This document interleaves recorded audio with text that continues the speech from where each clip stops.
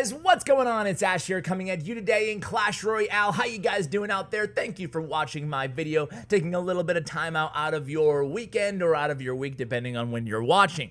Today, we will talk about 4 dominant freeze decks. Have you guys noticed that freeze is suddenly making kind of a comeback on ladder? As a matter of fact, I've noticed 4 decks over the last 2 weeks that have popped up on TV Royale in top 200 gameplay using freeze. 2 of which we've covered on the channel before, starring Nicole and Lolo Rob. They'll be back sharing fresh replays against the current meta, as well as 2 brand new freeze decks that at least yours truly has never seen before. I want to get started playing one of these never before seen freeze decks, at least by my eyes, and it looks like a lot of fun. I like that there's Skarmy in this deck. There's a little bit of bait deck. We will be going to pro replays for all the rest of the replays, guys, but I wanted to do one fun ladder match here because check it out. Check it out. I'm at 5208 and I need to climb a little bit because at the time of this recording, there's only 1 day and 16 hours left. By the way, update, balance changes will be here in just a couple days on Monday, and then we'll be receiving a June update this month for those of you who missed it. More importantly, for me, again, I mentioned this in previous videos, I'm not looking for heaven and earth right here on the update. I'm looking for a quality of life changes to make ladder a better place for everybody, because these are going to be specific ladder decks that I share today, kind of a ladder theme. So I wanted to kind of mention that I'm really hoping and expecting a ladder fix / improvements in this June update. We'll see what we get. All right, guys, let's go ahead and do this. I'm just going to hop in here. I've never played this deck before, but I have seen the replays, so let's see how we do. Of course, with freeze, you just got to be very careful. This is going to be the theme through every single one of these decks that we cover today, is you don't want to use your first freeze until you know you can get a lot of value from it. So I'm going to be rather cautious at the beginning of this match and just go ahead and split a Goblin Gang in the center. So I'm holding down my freeze, but I'm not going to use it unless he gives me incredible value, maybe like a minion horde or something like that. He doesn't, so we're just going to drop off a princess in the back, and she should clear up both of these lanes just fine here. So we know, okay, look at this. We're just going to play a horde right on top of that balloon there. That's going to be just fine. Let's see what he has here to stop this horde. He has zap. I could have gotten aggressive there and frozen the tower for the zap, but again here, I'm one of those players, I'd rather just see what cards they have. I'll play a little bit of defense here, take a couple minion spits on that right princess tower. But again, I don't want to kind of rush the situation. There's no rush here, especially with this deck. Now we'll send in the hog. He'll probably use his tombstone. That's okay if he does. Okay, he doesn't. So we're just going to freeze everything up here. He used a lot of elixir, so that's a good time for our first freeze. We won't take this tower. We'll have to deal with all those guards coming back, but you can see how much damage we did there. Quite a significant amount. We're going to drop a princess in the opposite lane and see what he does here. We don't want to go super aggressive, and I'm just gonna zap here. Okay, perfect. So we get a lot of damage, and you can see he doesn't really have enough elixir to drop that balloon, at least right away. We're going to go ahead and gang up here so we have those spear goblins alive to help chip away at these minions and at least buy the princess some more time to do her thing over there. So far, so good in this match, guys. He does have that tombstone down, so I'm going to kind of see what he does here at this point. Remember, we don't have any big spells, so it's going to be something that we're going to have to keep in mind here. I'm going to go ahead and send in a hog opposite lane. So that way I can just cycle. I need to have my air defenses ready in hand. I'm going to place a princess over here. I figure this guy does have fireball, so let's see what he plays and when he plays. So there's the fireball. That frees us up to play our minions in the back, our minion horde, excuse me, and then we can play the minions, and look at that. Just beautiful defense there, if I can be so selfish to say myself. So again here, we're going to go ahead and send in the gang, and then we'll cycle to the horde, and then we'll get this tower, or protect our tower, excuse me. Meanwhile, our goblins do make contact on his right tower, and it looks like that one little spear goblin is going to take that tower down, which is going to be great. Let's see what he does. He opts to fireball there. Interesting. We're just going to go ahead and freeze everything up, and that should secure us the victory. I love this deck, and you can see how we won on the back of the freeze spell, ladies and gentlemen. It's a super strong spell. These are going to be fun decks. Stay tuned. Let's hop into the main video.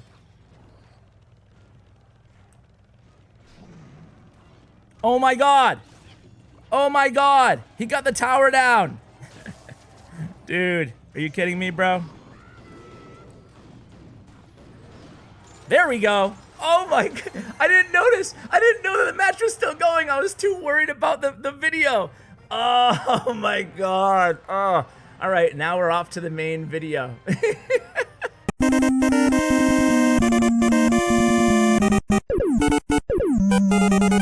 Alright guys, here we are, the main video today. Thank you for putting up with that intro. We're going to start out with LD Storm, playing the deck that we just played live on Ladder. I really like this deck. It's pretty cool. And LD Storm here, without all fully maxed cards, has reached top 200 a couple times now this season using this deck. It's definitely viable, and I'm a big fan of it. Of the 4 decks that we showed today, I guess I'm more of a hog than a graveyard player myself, so I like the 2 hog decks. However, there's no doubt that the graveyard decks are super strong too. Just depends on your personal play style and preference. So we'll do this hog deck, then we'll do graveyard, hog. Now look at this fireball. I want you guys to pay attention to the beginning of this match. Fireball comes in on the princess. So instead of going really super aggressive, he goes with a gang. He wants to bait out another small spell, or in this case, an ice golem. So now he knows the opponent does not have any spells in hand because they just used their fireball and the ice golem. They do cycle to a zap there, but you can see that we're still able to stay relatively the same in elixir,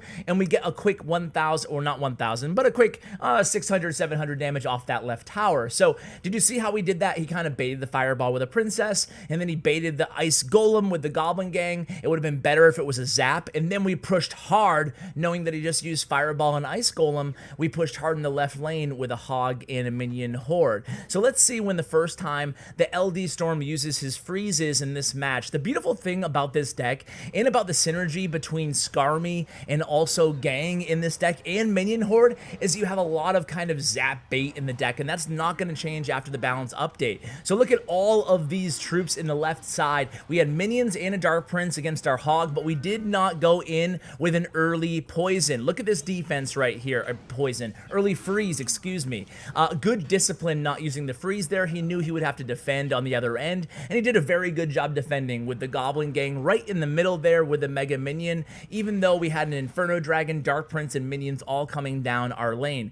Now, had we frozen there, it would have been much more difficult to defend because he would have had a much more elixir, the opponent, to build up a push behind that dark prince and the minions. So good non-freeze there. Now check this out. We bait out the zap there, then we use the Skarmy, excuse me, we bait out the zap there. We use the Skarmy, but you can see by rotating between gang, Skarmy, and horde, it's just absolutely very effective on defense. Even against 3 spell decks, seldom is the opponent going to be poised to defend against a Skarmy, and then they use their zap, and then a minion horde, then they use their arrows, and then a gang. You know, they don't have any cards left. So that was our first freeze there, and you can see how much value we got. But more importantly, we noticed that we didn't use our first freeze there, guys, until we were already into double elixir time. And there it is. We're able to recoup and defend a little bit better in that left lane. We preserve that left tower. Meanwhile, the princess on the other side getting a ton of chip damage on that right tower. We're going to send in the hog. We don't need freeze. He's going to let the tower go.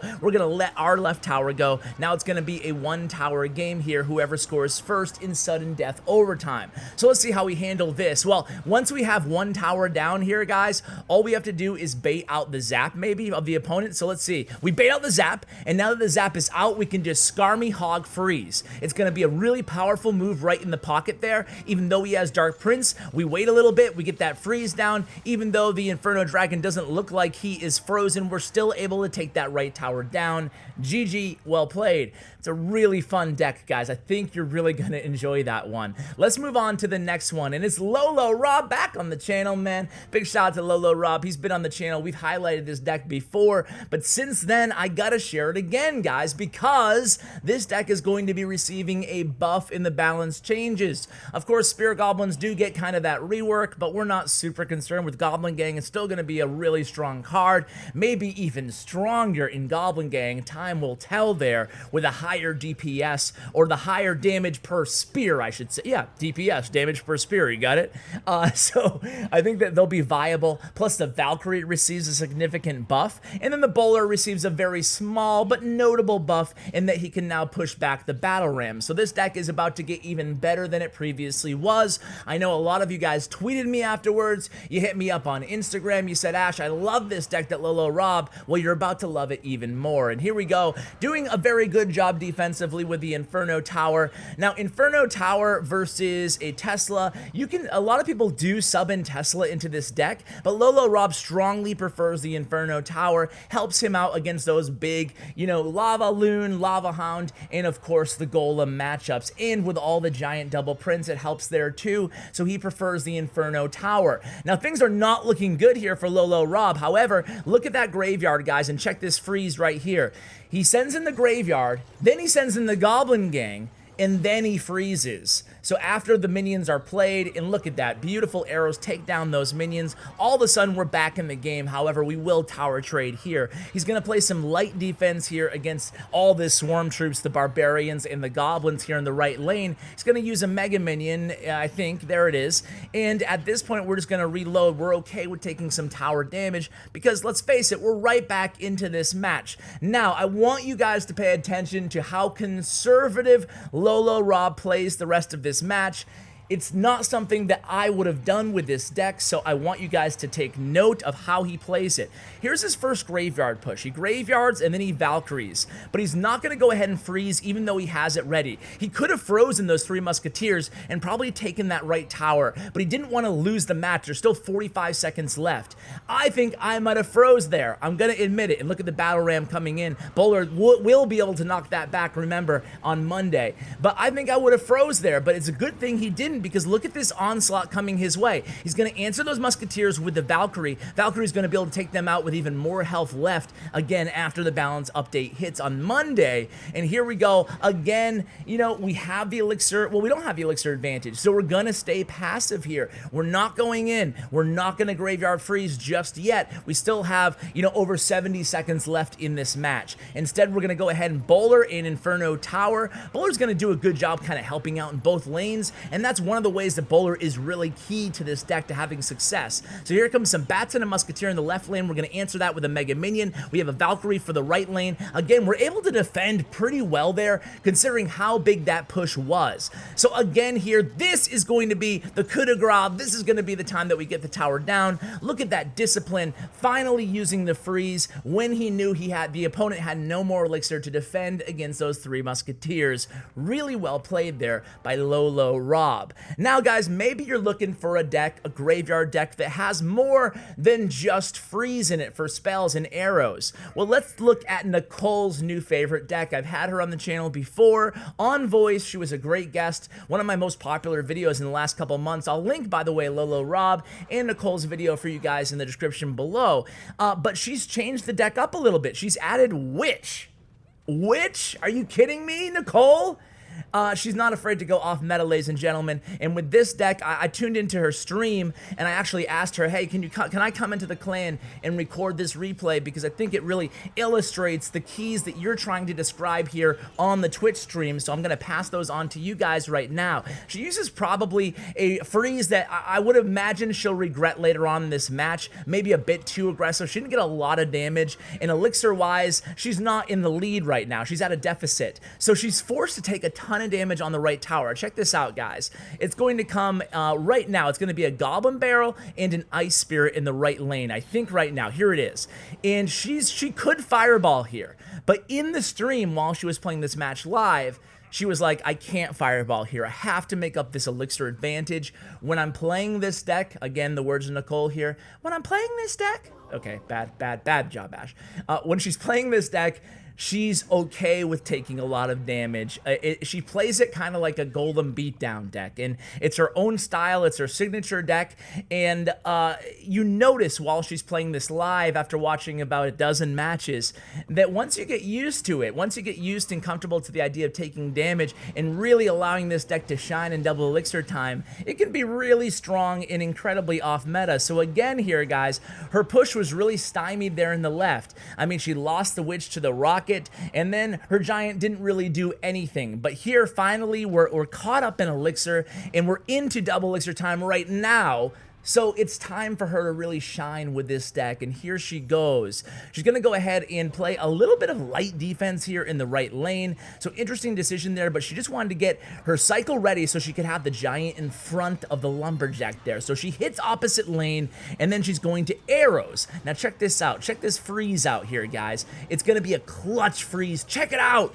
Beautiful freeze. And that brings me to the next point that she mentioned. Using freeze, and we saw this on the previous replay too with Lolo Rob when he just froze with just straight up skeletons and a goblin gang. Using freeze doesn't always have to be when the Giant's still alive. It can be towards the end of the push when things are dying out, but you have that sense that your opponent is low in elixir. And JJ Pratt, after starting out with a little friendly BM, or unfriendly, I don't know, he takes the L here, and he's left laughing, unfortunately for him, because, man, this deck really got the better of him, and it's crazy to see that deck performing so well, so high in trophies. At the time, she was, I want to say around 5,300 or so, no, I'm sorry, I take that way back. She was at 5,700 at the time with that deck. I think she's probably even higher right now. Anyway, guys, let's go into the last replay here, and I wanted to show you guys a different version of the first deck without all the, there's a little bit of a bait element, but not as much. There's no Skarmy in this deck.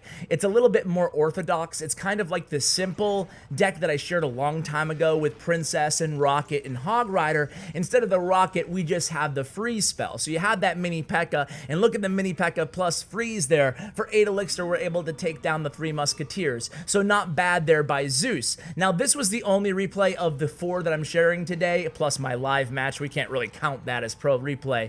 That actually came from TV Royale. I recorded this about a week and a half ago, so you guys might recognize the gameplay, and please forgive the merciless BM by Zeus, excuse me, the 10th. So he's going to go ahead and split lane push here. He gets a little bit of chip damage on both towers. This match actually comes down to the very end, and again, just like we talked about before, you don't always have to freeze, especially the first time on the Hog Rider with this deck either. You can freeze on minions if you know your opponent is really low on elixir, or just doesn't have the answers to whatever troop that you have that you want to combo with a freeze. So here we go again. We're just going to go ahead and drop off a Princess behind the King Tower with the first deck and the last deck here, guys. If you don't know what to do and you have, you know, say Hog in hand, you have Ice Golem, Mini P.E.K.K.A, whatever, Princess, you're always going to go ahead and just play a Princess. The more Princesses that you have on the board and the better that you can protect them is going to be a huge advantage for you. So here we go. It's going to be a Mini P.E.K.K.A going against this Hunter in the left lane. In the right lane, the Hog's getting all kinds of damage here.